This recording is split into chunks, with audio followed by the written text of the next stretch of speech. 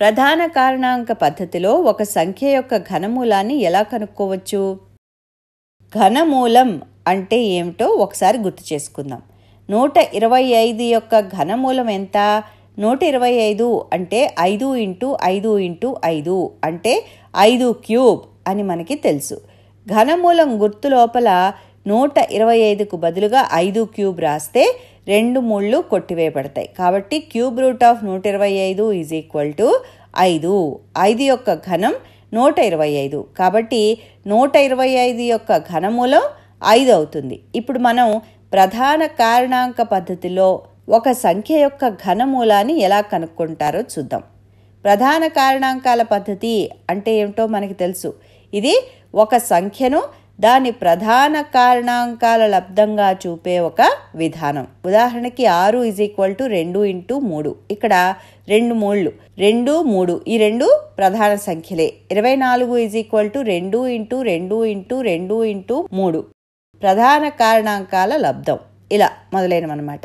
ఇప్పుడు మనం ఒక సంఖ్య యొక్క ఘనమూలాన్ని కనుక్కోవడానికి ప్రధాన కారణాంకాల పద్ధతిని ఉపయోగిద్దాం. మనం ఒక పెద్ద సంఖ్య 3375ని తీసుకుని దాని ఘనమూలాన్ని కనుక్కుందాం.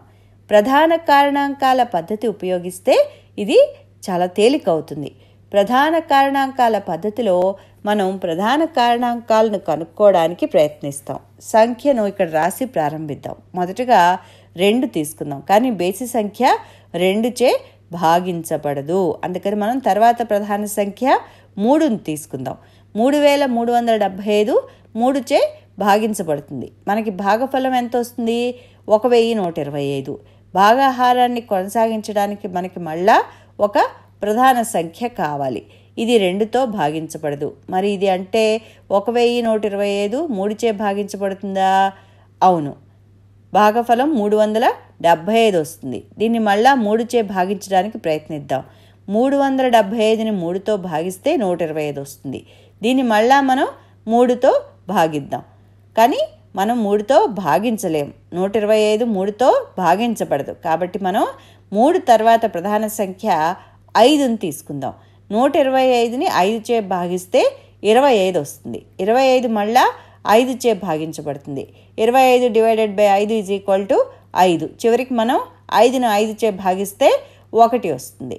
ఇది ప్రామాణిక ప్రధాన కారణాంకాల పద్ధతి. కాబట్టి 3375ని 3 × 3 × 3 × 5 × 5 × 5 అని రాయొచ్చు. అంటే మనం వేటితో భాగించామో వాటన్నిటినీ ఇక్కడ కారణాంకాలుగా రాసాం.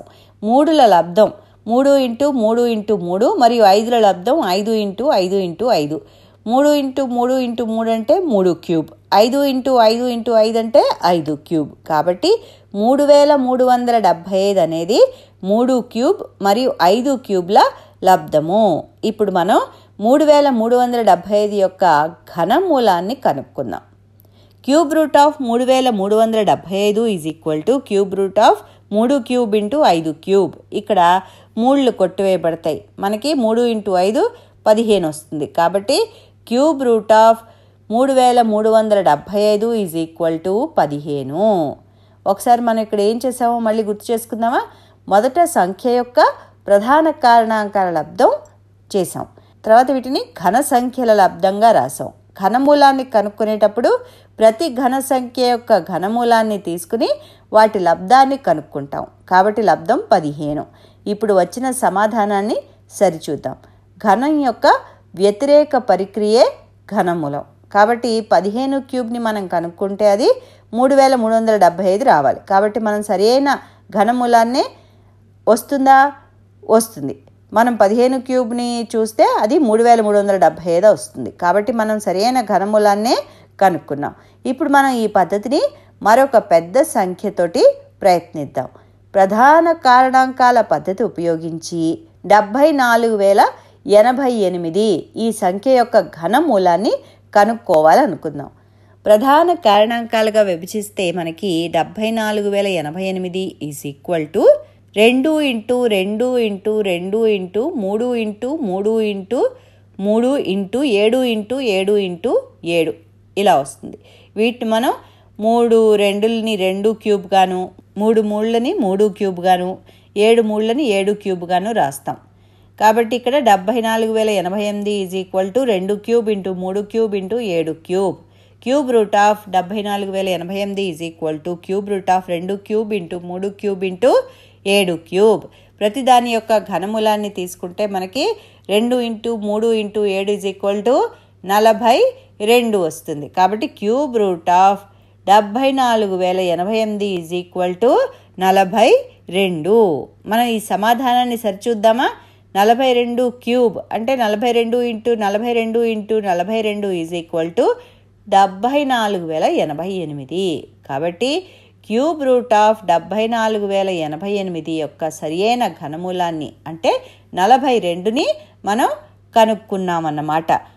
మరిన్ని సంఖ్యలతో మీరు మళ్ళీ సాధన చేయండి. తర్వాత పాఠంలో మరిన్ని విషయాలు నేర్చుకుందాం.